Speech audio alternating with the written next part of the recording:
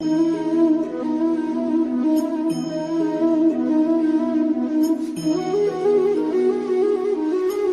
भगवान के कितने अवतार बतलाए गए, तो ग्रंथों में 24 अवतारों का निरूपण आया। कलयुग में जो आगे चल करके कल्कि अवतार होगा, प्रथम अवतार बताया गया, ए सा एव प्रथमम देवा कौमारम सर्गमस्थिता चचार दुश्चरम ब्रह्मा ब्रह्मचर्यम अखंडितम।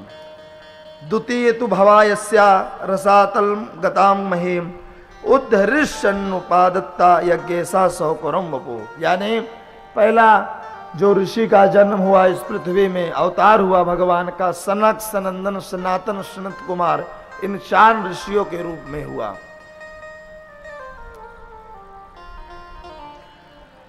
दूसरा सूकर रूप में भगवान ने अवतार लिया, और तीसरा उन्होंने देवर्षि नारद के रूप में भगवान के स्वरूप वो भी माने गए, वो भी अवतरित हुए, और नारायण के रूप में, कपिल के रूप में दत्तात्रेय, श्री परशुराम, राम कृष्ण, हयग्रीव आदि आदि इस प्रकार भगवान के 23 अवतार बतलाए गए। अंतिम अवतार जो कलयुग के अंत में हुआ वो बुद्ध का हुआ, पर बुद्ध विरोधवादी थे, वेद के विरोधी थे, इसलिए हम सनातनी उनका पूजा नहीं करते। भगवान गीता में कहते हैं, क्या कहते हैं? शास्त्रम शास्त्र प्रमाणम ते कार्या कार्य व्यवस्थितौ। यानी गीता में कह रहे हैं, किससे कह रहे हैं? अर्जुन से कह रहे हैं कि संसार में बहुत लोग आएंगे, अपने अपने अनुभव और अपने अपने अनुसार नियम को बनाएंगे, पर उसको हमें नहीं मानना है। अगर हमें आध्यात्म पथ पे, ज्ञान पथ पे, धर्म पथ पे भगवत चिंतन, उनका मनन, पूजन, ध्यान अगर करना है तो वो शास्त्रों के हिसाब से करना है। जो शास्त्र हमें अनुग्रह कर रहे हैं, जो शास्त्र हमें मार्ग बतला रहे हैं, जो शास्त्र हमें प्रमाण दे रहे हैं।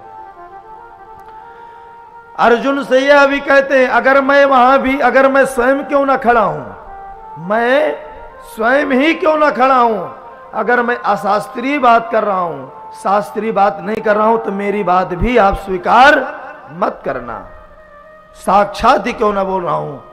क्योंकि समाज को चलाने के लिए, एक राष्ट्र को चलाने के लिए एक कानून होता है कि नहीं होता है कानून? और हमें अगर इस देश में रहना है तो उसके कानून के हिसाब से चलना पड़ेगा कि नहीं पड़ेगा?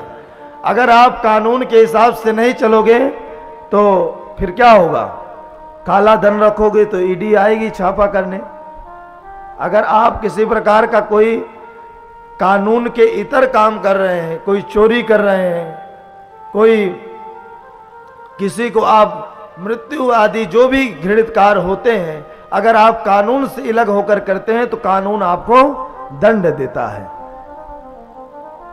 उसी प्रकार अगर हमें अपने धर्म का जीवन देना है, सनातन का जीवन जीना है, वैदिक परंपरा का निर्वाह करना है, तो हमें शास्त्रों के ही अनुसार चलना चाहिए, अपने अनुसार नहीं। क्योंकि जो शास्त्र हमें बतलाते हैं, जो पुराण हमें बतलाते हैं, जो गुरु हमें बतलाते हैं, जो हमारे माता पिता हमको बतलाते हैं, उसी से आपका कल्याण है। तो बुद्ध वेद विरोधी थे, बुद्ध नहीं वेद को मानते थे, इसीलिए सनातन में उनकी पूजा नहीं होती। अवतरित वो भी हैं, हमारे सनातन से है वो, पर उनका पूजन नहीं होता। तो भगवान ये कहते, ये प्रमाण दिया गया। तो सदैव जो भी जीवन में कार्य करिए वो शास्त्र के शास्त्रीय करिए, अशास्त्रीय मत करिए, क्योंकि अशास्त्रीय जो जिसका जीवन होता है उसका कल्याण नहीं होता, ये शास्त्र कह रहे हैं।